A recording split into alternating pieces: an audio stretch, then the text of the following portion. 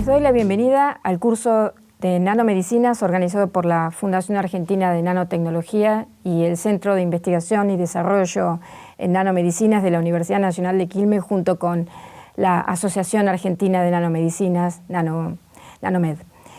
Mi nombre es Eder Romero y dirijo el Centro de Investigación y Desarrollo en Nanomedicinas recientemente creado, CIDEN, en la Universidad de Quilmes, en Buenos Aires. Y lo que voy a hacer ahora es contarles brevemente de qué se tratan los dos primeros módulos que vamos a comentar hoy. En principio vamos a hablar de lo que significa el nanomundo y de las enormes implicancias que tiene ese extraño ámbito del espacio en nuestra vida diaria y en la vida de nuestros cuerpos y de todos los seres vivos. Y después nos vamos a referir brevemente a algunas definiciones estrictas acerca de, o más o menos estrictas, acerca de la nanotecnología, la nanomedicina y algunos comentarios disparadores que espero sean de su interés. En principio, quiero llevarlos a la siguiente concepción. La vida es una serie de maquinarias nanotecnológicas y las nanotecnologías son un conjunto de tecnologías que luego definiremos más estrictamente. Pero en principio puedo decirles que operan en una escala del espacio, en un ámbito de tamaño que es intermedio y que es intermedio entre el tamaño de un átomo y el tamaño de las células. Un nanómetro es un metro dividido 1000 millones de veces. Y el límite inferior de la nanoescala, que sí está definido estrictamente, es de esa unidad justamente del nanómetro. Tengan en cuenta que los átomos son más pequeños que el nanómetro y un nanómetro se puede considerar, por ejemplo, 3 átomos y medio de oro puestos uno al lado de otro. De manera tal que el límite inferior de la nanoescala es mayor que el tamaño de un átomo y es menor que el tamaño de una célula. Piensen ustedes que los tamaños de las células más pequeñas, como por ejemplo los virus, están en el orden de la unidad del micrón. Luego vamos a ver un poco más estrictamente qué significan las implicancias de la nanoescala. Pero en principio, lo que todos tienen que saber es que un nanómetro es la 1000 millonésima parte del metro y que hay otras unidades de longitud que son aún más pequeñas que el nanómetro, como por ejemplo el picómetro, el femtómetro, etc. Y que nosotros vamos a tener que utilizar estas, o comprender, mejor dicho, la significación de estas unidades de medida si queremos ver un poco más allá de lo que sucede en el nanomundo. Esto es simplemente lo que yo les decía, podemos ubicar a la nanoescala como una zona extraña, intermedia, en el espacio, en donde suceden nuevos fenómenos debido a la pertenencia a ese ámbito espacial. Y ahora vamos a mencionar algunos de los fenómenos típicos que suceden en la nanoescala que nosotros debemos tener en cuenta para toda estructura que exista en ese tamaño del espacio. En principio, los nanomateriales tienen como característica principal una elevada relación área respecto de su volumen. Y como ejemplo les traigo el típico ejemplo de lo que es un cubo. Un cubo de 1 metro de lado tiene un volumen que es 1 metro cúbico y tiene una superficie que es 6 metros cuadrados, la suma de todas las caras. Si dividimos ese metro, ese cubo de 1 metro de lado por lados más pequeños y sumamos las áreas correspondientes, vamos a encontrar que hay un aumento de las áreas de todos esos pequeños cubos. Si continuamos la división y llegamos hasta tener un cubo de 1 nanómetro de lado, un montón de cubos de 1 nanómetro de lado, de hecho acá yo traje, pueden ver ustedes los números correspondientes, vamos a tener 6 por 10 a la 9 metros cuadrados de superficie. Es decir, vamos a tener 6.000 kilómetros cuadrados de superficie. Si ese cubo grande de 1 metro lo dividimos en un montón de cubos pequeños de 1 nanómetro de lado, pasamos de 6 metros cuadrados a 6.000 kilómetros cuadrados de superficie para la misma masa. Esa es una de las características más impresionantes de los materiales en la nanoescala. Conservando la masa, podemos ofrecer cantidades de superficie extraordinariamente grandes. ¿Y qué significado tiene esto para la vida o para las estructuras en esta escala? Bueno, que todos los procesos que ocurran en las superficies van a cobrar enorme relevancia. Y dentro de los procesos interesantes que suceden en las superficies están las catálisis o aceleraciones de las reacciones químicas, de manera tal que los catalizadores nanoestructurados son elementos de extrema importancia en un montón de campos industriales. Otra de las cosas extrañas que suceden en la nanoescala son una serie de nuevos fenómenos ópticos. Por ejemplo, los nanomateriales producen dispersión de luz.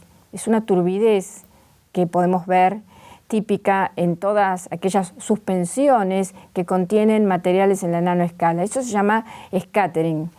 Y también tenemos los nuevos fenómenos fotónicos que ocurren cuando la longitud de onda de la luz interacciona con materiales que tienen una organización espacial ordenada en la nanoescala.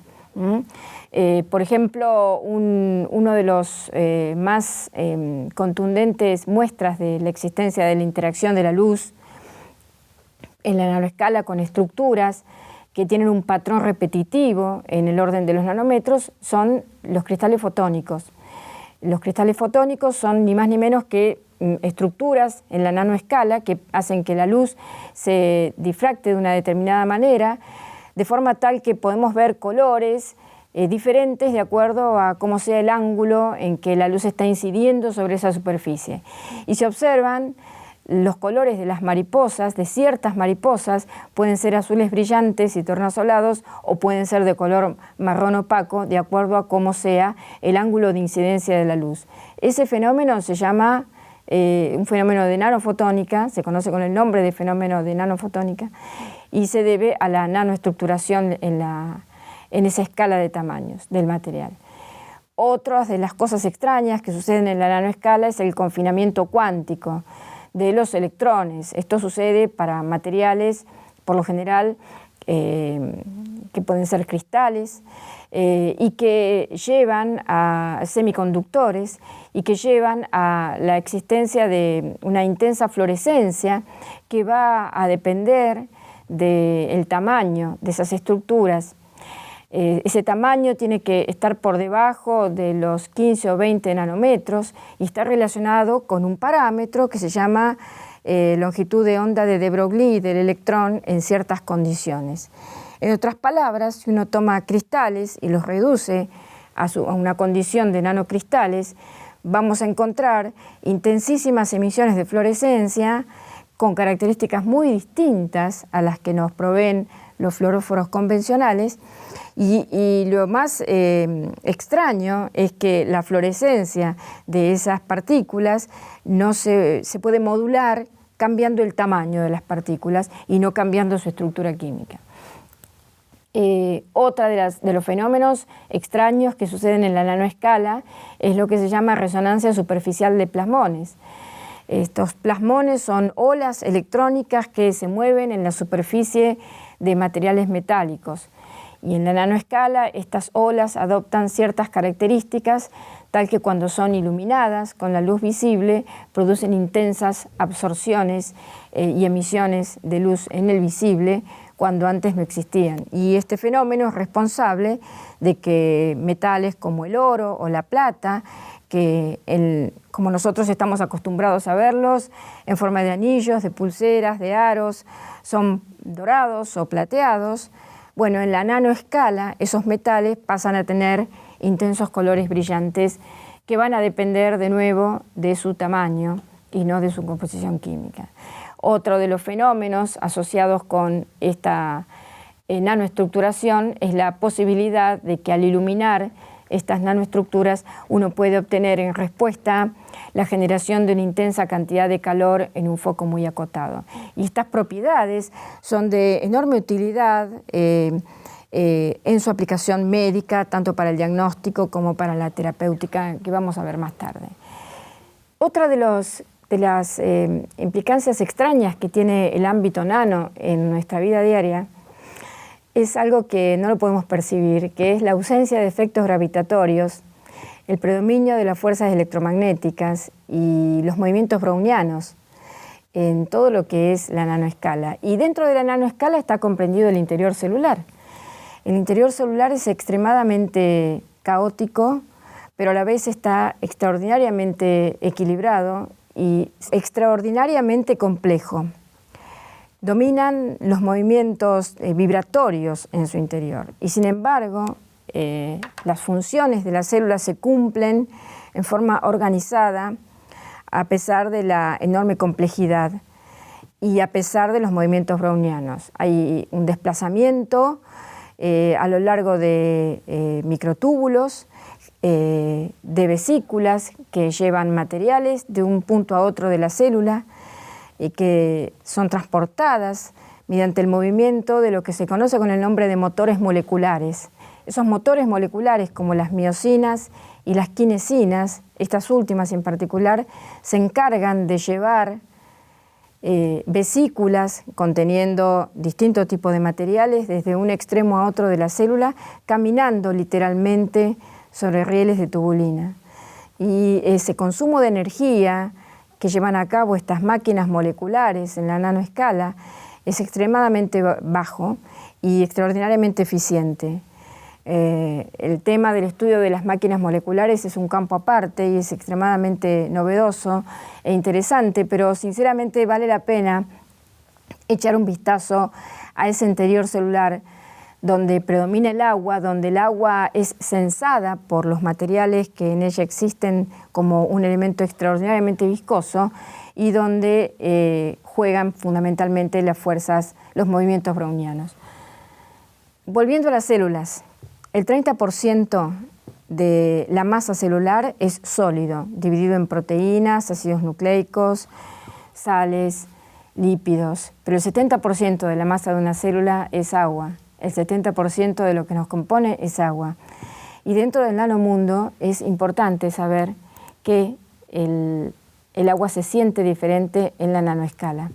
Para brevemente explicar los fundamentos de por qué el agua es distinta en la nanoescala, vamos a considerar al agua como un fluido que no tiene estructura. Nos vamos a olvidar de la estructura interna del agua, vamos a considerar que es simplemente un fluido, que es un fluido newtoniano. Los fluidos newtonianos son aquellos que obedecen a la ecuación que tienen en la slide, donde la relación que hay entre la fuerza por unidad de área que se hace entre placas, que vamos a considerar que el agua está compuesta por placas que tienen un área A, que se deslizan unas sobre otras, que están a una distancia D, a una velocidad V. Entonces vamos a considerar que la fuerza que se ejerce entre placas, la fuerza por unidad de área, es directamente proporcional a la velocidad que se ejerce, inversamente proporcional a la distancia entre placas, y que hay un parámetro constante que es la viscosidad nu, que relaciona el shear stress con el shear rate. Eso es lo que se conoce como fluido newtoniano. Nosotros vamos a considerar que el agua es un fluido newtoniano.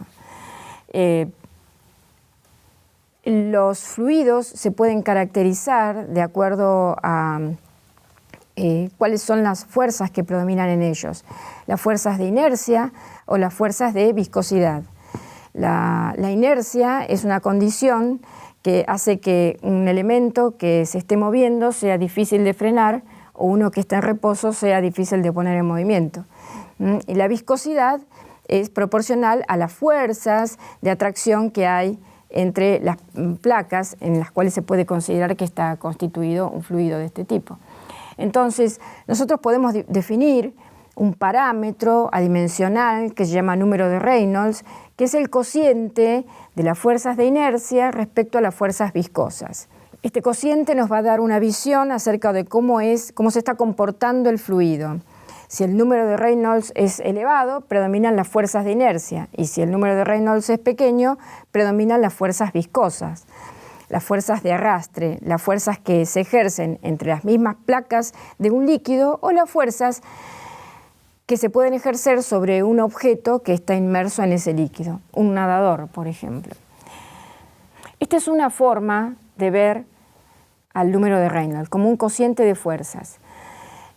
Los números de Reynolds altos, entonces, donde en el flujo predomina las fuerzas de inercia, son aquellos flujos turbulentos, son flujos donde ocurren vórtices y donde hay mezcla de capas de fluido. En cambio, los flujos donde predomina la viscosidad, a bajo número de Reynolds, son fluidos laminares, donde las láminas del fluido se deslizan unas sobre otras y donde no hay vórtices y donde no hay mezcla convectiva del líquido, y a lo sumo puede haber una difusión de material entre unas placas y otras.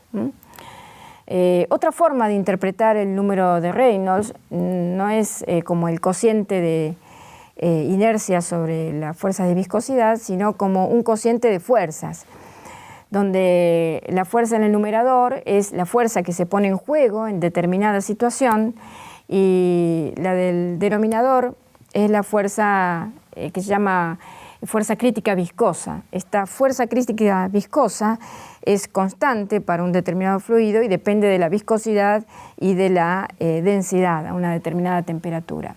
Entonces, si la fuerza crítica viscosa es mayor que la fuerza externa al fluido, predomina el efecto viscoso sobre ese material que está haciendo alguna fuerza, ese material que está haciendo algún movimiento.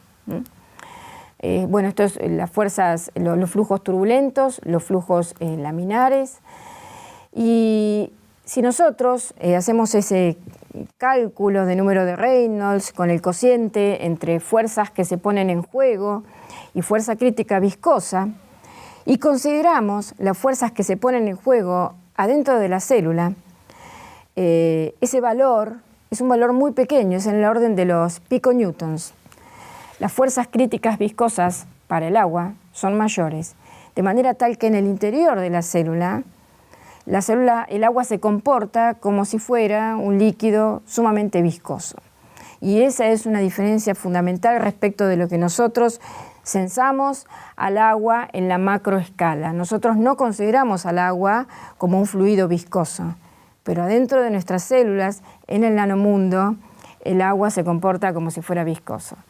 Una tercera fórmula que nos muestra cómo es el número de Reynolds, que nos permite caracterizar tanto a los fluidos como la forma en que el fluido se va a comportar respecto de un objeto que esté en él, es a partir de una ecuación que permite calcular el número de Reynolds en función de la densidad y de la viscosidad del fluido, del radio de la partícula que se encuentre en ese fluido o el radio del tubo por donde fluye ese líquido y de su velocidad.